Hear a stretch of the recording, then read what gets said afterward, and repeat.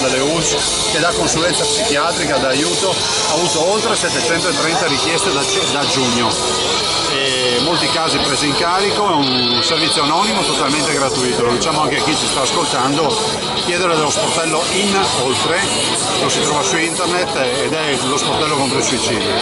Dall'altro è anche da dire che i nostri cittadini hanno bisogno di risposte, non si tolgono la vita nei villaggi turistici ma all'interno delle proprie aziende, come nell'ultimo caso un'azienda agricola, ed è anche l'occasione per ricordare che è gente che soffre, che ha lavorato una vita e non può vedere dilapidata quel po' che hanno risparmiato perché qualcuno non ha il coraggio di decidere.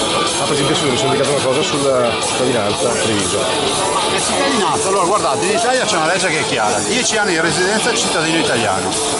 I bambini a 10 anni devono aspettare comunque la maggiore età. Se lo si vuol dire, io l'ho detto in termini sospetti, dare a 10 anni di età ai bambini non è questo il problema è come si utilizza questa nuova iniziativa, si utilizza per fare ancora lanciare messaggi, per chiamare sicuramente il ministro Kyenge a consegnarla, ma soprattutto per dare una spinta allo Ius Soli. Ius Soli vuol dire, ricordiamolo tutti, nasci in Italia e sei cittadino italiano. Noi diciamo di no. Un paese con 8.000 km di coste, dove è garantita la sanità a tutti e quindi anche partorire, avendo l'assistenza, non si può dare la cittadinanza semplicemente perché tu nasci qui. Dall'altro devo anche dire che lo Ius Soli va pari passo con il reato di clandestinità. Togliere il reato di clandestinità, che è riconosciuto in tutta Europa e praticamente in tutto il mondo, vuol dire rinunciare alla sovranità di questo Stato, vuol dire lasciare le frontiere libere, vuol dire lasciare spazio a tutti in un paese nel quale è difficile anche controllare un po' di ragazzi che vanno a spaccare tutto a Roma. Alla luce di quanto sta succedendo a Lampedusa, la Bossi-Fini secondo lei, Presidente, va rivista in qualche maniera?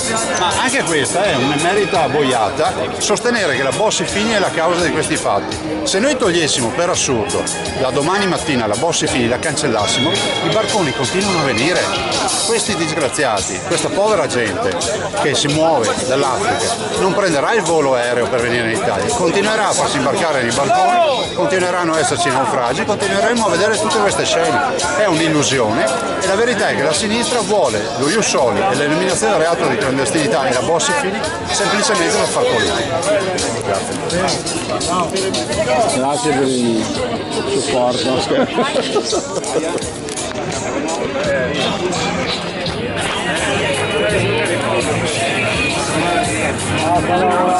Fallo lavorare.